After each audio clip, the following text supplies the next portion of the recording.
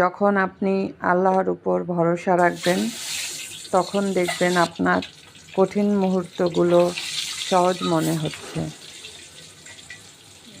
মানুষ আমাদের খারাপ কাজ মনে রাখে এবং ভালো কাজ ভুলে যায়। আল্লাহ আমাদের ভালো কাজ মনে রাখে এবং খারাপ কাজ ক্ষমা করে দেয়। আলহামদুলিল্লাহ। যদি ভুল ট্রেনে উঠে পড়ো, তাহলে পরের স্টেশনে নেমে যেও, কারণ দূরত্ব যতই বাড়বে তোমার ফেরার কষ্ট তত বেশি হবে। ইয়া আল্লাহ, আমি হয়তো চাইতে জানি না, কিন্তু আপনি তো আমার মনের ভাষা বুঝেন। মেহেরবানি করে আমার না বলতে পারা দোয়াগুলো কবুল করে নিয়েন। আমিন। জীবন কেটে যায় অপেক্ষায়।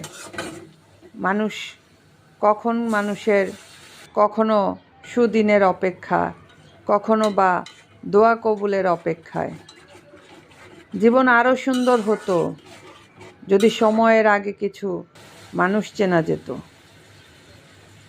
আল্লাহ যদি কোনো দিন সামর্থ্য দেন, তাহলে কিছু মানুষকে বলবো, তাদের কিছু কথা আমার রুহু অবধি পৌঁছিয়েছে। খারাপ সময় জীবনের সবচেয়ে বেশি দামি শিক্ষাটাই দিয়ে যায়। পাপ যত বেশি হোক, মনে রাখবেন আল্লাহ মাফ করে দিবেন, যদি মন থেকে তওবা করেন।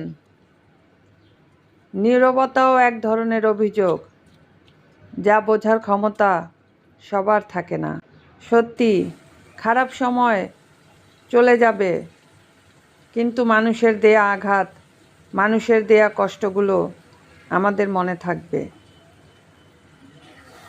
তবে আমরা মানুষের কষ্ট পাওয়ার পর যে সফলতা অর্জন করব, তা নিয়ে আমরা অহংকার করব না, কারণ অহংকার আল্লাহ পছন্দ করে না। অহংকারকারীকে আল্লাহ পছন্দ করে না।